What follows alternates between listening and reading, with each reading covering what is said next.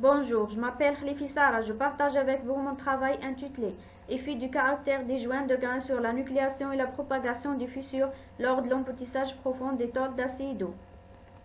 On commence par l'introduction. Les produits plats minces sont parmi les productions les plus importantes de l'industrie sidérurgique. Les tôles minces d'acier d'eau représentent la quasi-totalité de ce tonnage. Ces tôles sont pour une grande partie utilisées pour la production à haute cadence de pièces en grande série, par formage et principalement par emboutissage.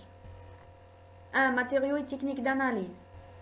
Le matériau utilisé dans la présente étude était une tôle d'acier d'eau de 1,5 mm d'épaisseur.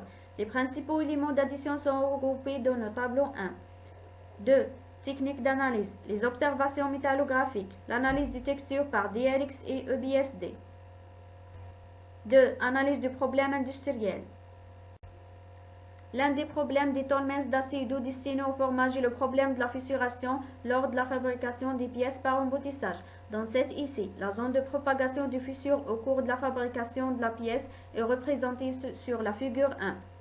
Nous remarquons que la rupture est toujours dans une direction proche de direction transversale. 3. Analyse morphologique et cristallographique des échantillons. 1. Analyse morphologique de l'état initial et l'état déformé. La figure 2 montre la microstructure de l'acier d'eau à l'état initial et l'état déformé 15%, obtenu par EBSD. On constate que la microstructure est très hétérogène, avec le grain allongé dans la direction de laminage. C'est la microstructure typique généralement observée pour l'emboutissage des aciers. On remarque dans la figure B que la localisation de la déformation plastique apparaît dans différentes régions du plan de laminage de la tôle. 2. Analyse de texture cristallographique par DRX. La figure 3 montre l'évolution de la texture globale au cours de la déformation des tôles à 0%, 9%, 12% et 15%. On remarque qu'il y a un changement de l'orientation cristallographique, l'orientation 111, 112 qui caractérise l'état initial du menu et l'orientation 111, 110 faible initialement devient majoritaire. 4. Analyse de la fissure. Analyse du profil de désorientation.